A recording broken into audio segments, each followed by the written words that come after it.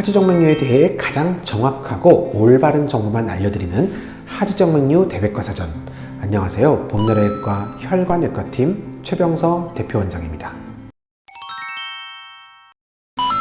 하지정맥류 수술, 글쎄 별로 안 되는 것 같긴 하지만 환자가 한 10명 치면 한두 명 정도 수술하나? 하지정맥류라 하면 다리의 혈관이 이렇게 튀어나오는 것만 생각해서 그럴 거예요. 근데 이런 증상은 생각보다 드뭅니다. 하지정맥류는 정맥혈관의 역류, 즉 피가 거꾸로 내려오는 현상에 의해 발생합니다. 쉽게 말해서 물이 흐르고 있는 고무호스의 양쪽을 막으면 가운데가 부풀어 오르는 것과 같은 원리죠. 혈관이 돌출되려면 텐션이 있는 피부를 뚫고 나와야 되겠죠. 따라서 역류 정도가 매우 심해야 합니다.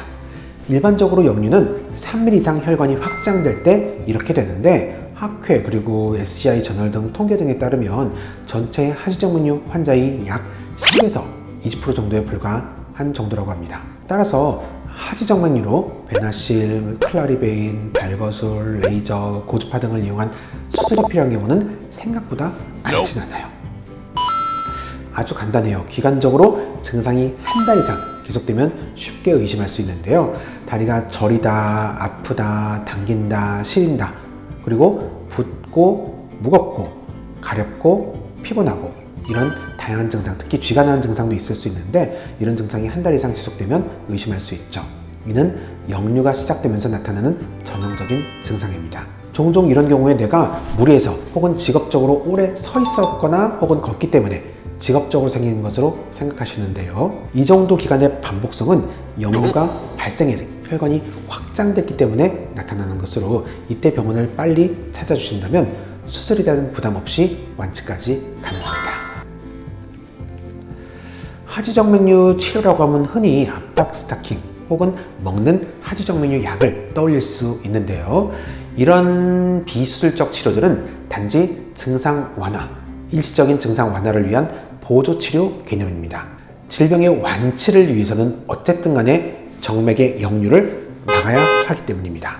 완치를 위한 대표적인 치료 방법으로 우선 혈관 경화요법이 있습니다. 이는 경화제라는 약물을 역류가 발생한 혈관에 주입해서 잘못된 혈관을 폐쇄시켜 역류를 차단해 완치시키는 치료 방법입니다.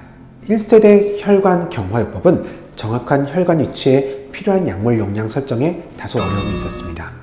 때문에 치료 효과 편차가 있을 수밖에 없었죠. 그러나 요즘에는 좀 다르죠. 저희 봄나라외과 같이 지금 보시는 고해상도, 혈관 초음파와 미세 신경 혈관까지 관찰할 수 있는 전용 하키스틱 프로브를 이용한 2세대 표적 혈관 경화요법을 적용해 안전하고 빠른 회복이 가능합니다. 하지정맥류는 증상에 대한 고정관념 때문에 치료에 심리, 경제적 부담이 없는 조기 치료 시기를 놓치는 경우가 생각보다 너무 많습니다.